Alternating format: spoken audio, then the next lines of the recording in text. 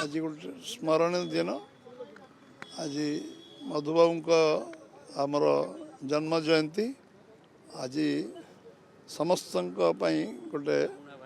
प्रेरणा दिन उत्साह दिन और समस्त गोटे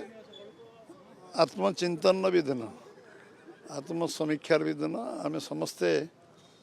जो निजर जीवन यौवन निजर सर्वस्व देजे स्वतंत्र ओडिशा गठन करिवार समर्थ होते स्वदेशी आंदोलन को सारा भारतवर्ष रे जे प्रथम एठी गोटे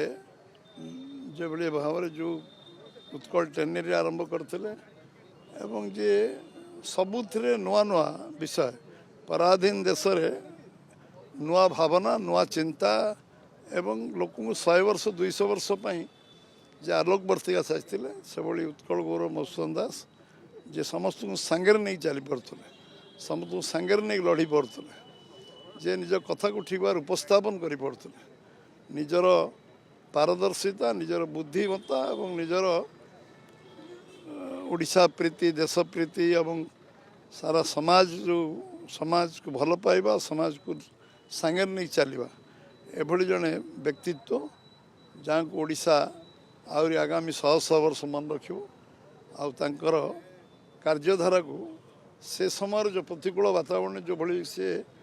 कार्य करिवारे समर्थ होते और प्रतिपादित करते निश्चित भाव में आम समस्ते ये पूज्य पूजा को आम समस्ते कथा को मार्ग चलवा जो स्वप्न जो अपेक्षा से रखते आम ओडिशार सबू 4.5 कोटी जनसाधारण नागरिक समस्ते से मार्ग चलवा ये भली जन्म जयंती रे